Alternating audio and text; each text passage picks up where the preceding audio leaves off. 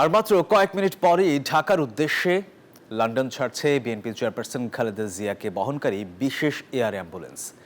এর আগে বাসা থেকে নিজে গাড়ি চালিয়ে মাকে হিথ্রো বিমানবন্দরে পৌঁছে দেন ছেলে তারেক রহমান। কাল সকাল 10:30টায় বাংলাদেশের মাটিতে পা রাখবেন বিএনপি চেয়ারপারসন। দলীয় প্রধানকে স্বাগত জানাতে এরই মধ্যে সব প্রস্তুতি শেষ করেছে বিএনপি। আর এসএসসি পরীক্ষা এবং জনভোগান্তি এড়াতে নেতা কর্মীদের ফুটপাতে অবস্থান নেয়ার নির্দেশ দিয়েছেন বিএনপি মহাসচিব মির্জা ফখরুল ইসলাম আলমগীর।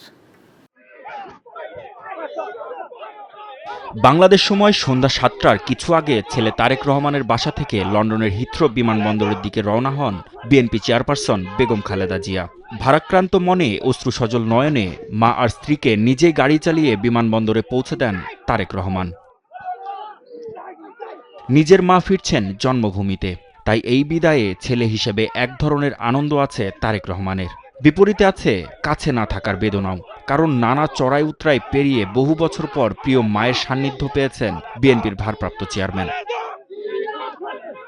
এদিকে দলীয় প্রধানকে বিদায় জানাতে আগে থেকে বিমানবন্দরে উপস্থিত ছিলেন লন্ডন বিএনপি নেতাকর্মীরা। তাদের ভিড় ঠেলেই বিমানবন্দরে পৌঁছান খালেদা জিয়া। গত 7 জানুয়ারি উন্নত চিকিৎসার জন্য লন্ডন যান সাবেক প্রধানমন্ত্রী বেগম খালেদা জিয়া। আগের চেয়ে শারীরিকভাবে সুস্থ হওয়ায় 4 মাস পর দেশের পথে বিএনপি চেয়ারপারসন। কাতারের আমিরের দেয়া বিশেষ এয়ার অ্যাম্বুলেন্সের ঢাকায় ফিরছেন তিনি।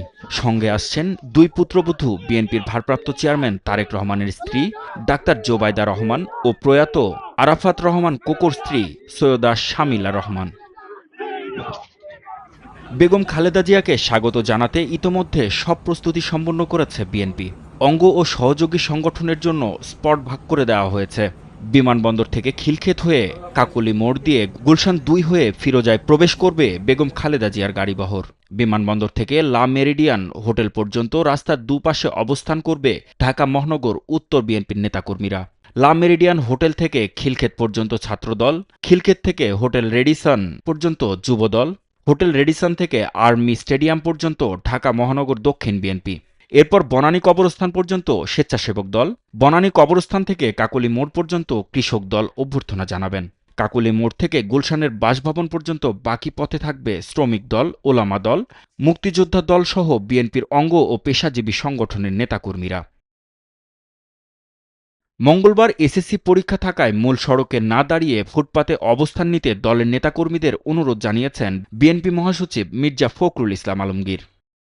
পুলিশ কর্তৃপক্ষকে বলতে চাই, তারা যেন রাস্তায় কাউকে দাঁড়াতে না দেন। বিশেষ করে বিএনপির অঙ্গ সংগঠনের নেতাকর্মী এবং ঢাকা সিটি নেতাকর্মীদের কাছেও আমি আবেদন রাখতে চাই যে তারা এই ব্যাপারটাতে বিশেষ নজর দেবেন এবং কোন রকমের রাস্তায় যেন কেউ না দাঁড়ায়, ট্রাফিক বিঘ্নিত না করে, যাতে করে পরীক্ষার্থীদের কোনো অসুবিধা হয়। দেশের চলমান পরিস্থিতিতে বেগম খালেদা জিয়ার স্বদেশ প্রত্যাবর্তনকে গুরুত্বপূর্ণ মনে করছেন বিএনপি নেতারা। দেশনেত্রী বেগম খালেদা জিয়া চিকিৎসা শেষে আবার মোটামুটি সুস্থ শরীরে দেশে প্রত্যাবর্তন করছেন। এটা বাংলাদেশের মানুষকে গণতন্ত্রের উত্তরণের পথে সাহস, নির্দেশনা এবং মানুষের মধ্যে একটা আশা জাগাবে। এদিকে গুলশানের 80 নম্বর সড়কের 1 নম্বর বাড়ি ফিরোজাকে প্রস্তুত করা হয়েছে। বাসার ভেতরের সব কক্ষগুলোর পরিষ্কার পরিচ্ছন্নতার কাজও শেষ হয়েছে। সামনের সবুজ আঙ্গিনায় ফুলের গাছের টব দিয়ে সাজানো হয়েছে। বাড়ির সামনে নিরাপত্তায় নিয়োজিত রয়েছে পুলিশ ও চেয়ারপারসনের সিকিউরিটি ফোর্সের সদস্যরা। 2018 সালে শেখ হাসিনা সরকারের আমলে দুর্নীতি দমন কমিশনের দায়ের করা মামলায় গ্রেপ্তার হয়ে পুরান ঢাকার কেন্দ্রীয় কারাগারে বন্দী ছিলেন বেগম জিয়া। কোভিড-19 মহামারীর সময় সরকার তাকে বিশেষ বিবেচনায় কারামুক্তি দেয়। গত বছরের 5 আগস্ট ছাত্র জনতার অভ্যুত্থানে আওয়ামী লীগ সরকারের পতনের পর রাষ্ট্রপতির এক আদেশে স্থায়ীভাবে মুক্তি পান বেগম জিয়া।